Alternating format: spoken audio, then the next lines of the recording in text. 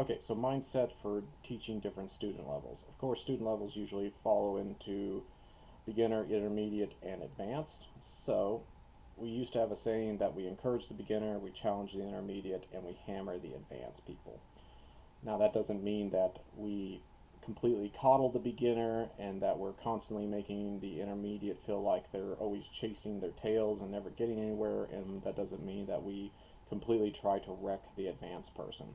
That just means that as they learn more, the degree of difficulty should increase to the point that we're keeping them in what education we call it ZPN, zone of proximal development. That means if they are learning at their best level, that means they're doing well about 80% of the time, and only about 20% of the time do I, as the instructor, have to come in and help out with what they're doing.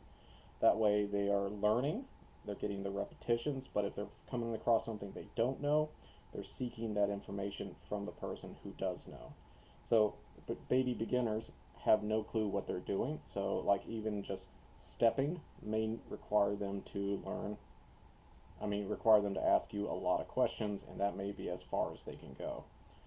Intermediates, they have the ability to string things together, so being able to challenge them, as in, we're going to do this normal thing, but now we're going to change the ending, so you have to adapt to it. So now, beginners are very much into rote memorization, intermediates are into being challenged with having to adapt, and advanced people should be challenged to adapt constantly. So they are given a concept, and their job is to apply that concept in any area that they can find. So, such as binding, they're being challenged to be able to use binding in free spar. They're challenged in using to a drill where the person is throwing cuts at them suddenly, so on and so forth. So, encouragement should be a lot of praise, a lot of specific praise. Challenging needs to be giving them something that allows them to fail, but allows them to fail less than 50% of the time. That way they still feel encouraged, but they still feel like they're gaining something. It's like, okay, it's now a game where I have the chance to lose during it. Now I don't want to lose, so it now encourages me to rise up to the challenge. In advanced level, it's you're in the shark tank with other sharks. They know the rules, they know how to break the rules, so you are having to constantly adapt to the situation, and there's never like a safe ground whenever the game is on. Okay? That being said, everything should always be fun, it should be dynamic. It's something that whenever people leave the studio, they want to still be talking about because, this is a school.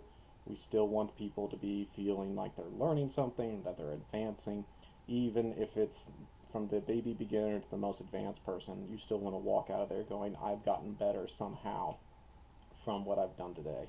We also used to have the three S's: leave them smiling, leave them sweating, and leave them sore.